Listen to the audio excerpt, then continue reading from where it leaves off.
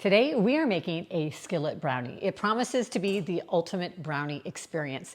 It is fudgy, it's rich, it's chocolatey, it's delicious, and it is super quick to make. Join me in the kitchen as we make small batch recipes with big taste. All right, for our brownie skillet, we're gonna use a 6-inch cast iron skillet. I love this little thing. But if you don't have one, go ahead and use a 6-inch round cake pan, or a 9x5 loaf pan will also work. Now with the cast iron, because mine is seasoned well, I don't have to grease it, but you will need to grease your cake pan and your loaf pan if you use that. Now, if this is too much brownie for you, be sure you check out my single serve brownie recipe video up top. We're gonna start with preheating. We are preheating our oven to 350 degrees Fahrenheit, and we're gonna mix together our brownie batter. You're not gonna believe how quick and easy this is. All right, we're gonna start with, I have got 1/3 cup of granulated sugar, and we are going to use just 1/8 teaspoon of salt, and we're gonna put in 3 tablespoons of cocoa powder. 3 tablespoons. All right, and then we're going to add in 3 tablespoons of vegetable oil. You just want a mild flavored oil, a canola oil, something like that. And then I gotta grab a spoon. Here we go. We're gonna mix that up. We're gonna add in 1 egg. All right, and then we're gonna add in our flour. Now, I received a comment recently from someone wondering why there were such strange amounts or measurements in my recipe, like 1/4 cup and 1 tablespoon.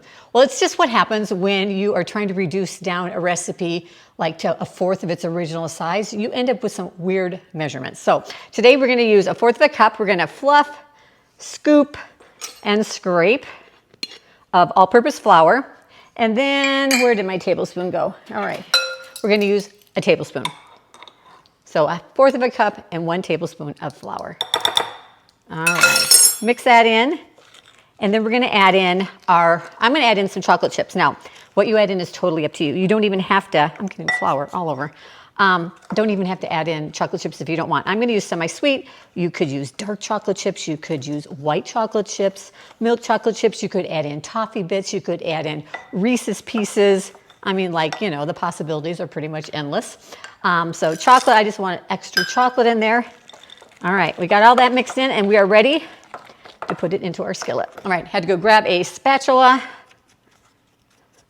because we want to get all that goodness into the pan. And then just pop your batter. Oh, oven is preheated, just in the nick of time. Okay.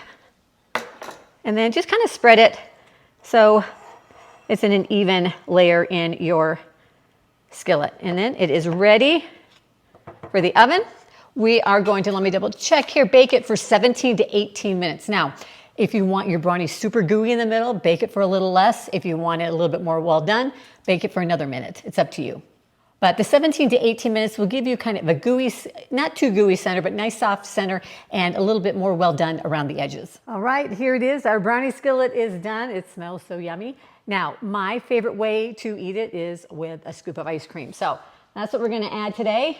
But you totally don't have to have ice cream. But I mean, what isn't better with a little scoop of ice cream on it? We're just gonna let that sit and melt a bit. Then we're gonna grab a spoon and we're gonna dig in. So thanks for joining me in the kitchen today. Be sure to check out my other small batch brownie recipe down below, and I'll see you in the next video.